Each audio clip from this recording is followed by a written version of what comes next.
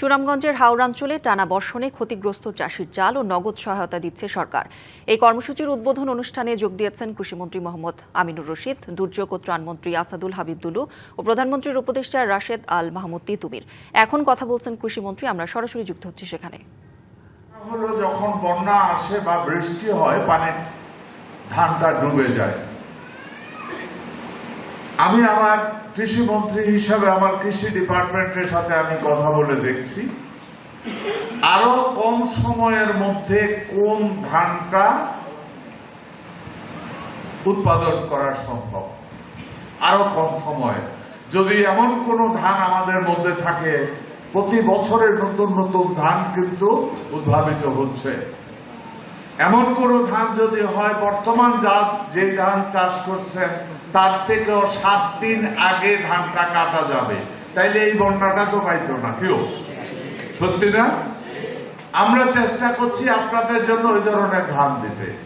দ্বিতীয়ত, আপনারা এই যখন এই ফসলটা করেন, ইরিগেশনে যখন আসেন, আমাদের প্রচুর টাকা খরচ হয় ডিজেলে। এদেশের কৃষকের সবচেয়ে বড় যেটা সমস্যা, কৃষক যেই পণ্য উৎপাদন করে সত্যিকার অর্থে ন্যায্য মূল্যে ওই পণ্য বিক্রি করতে পারে না। মনে রাখেন, আমি আপনাদের প্রতিনিধি সংসদে।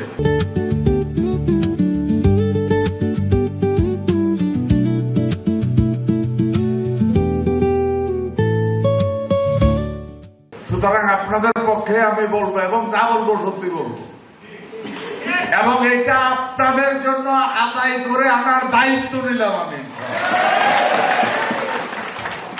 কৃষকের মূল দায়িত্ব কি? আপনারা শ্যালো চালান, ডিজেলের দাম প্রচুর, কষ্ট অনেক হাই।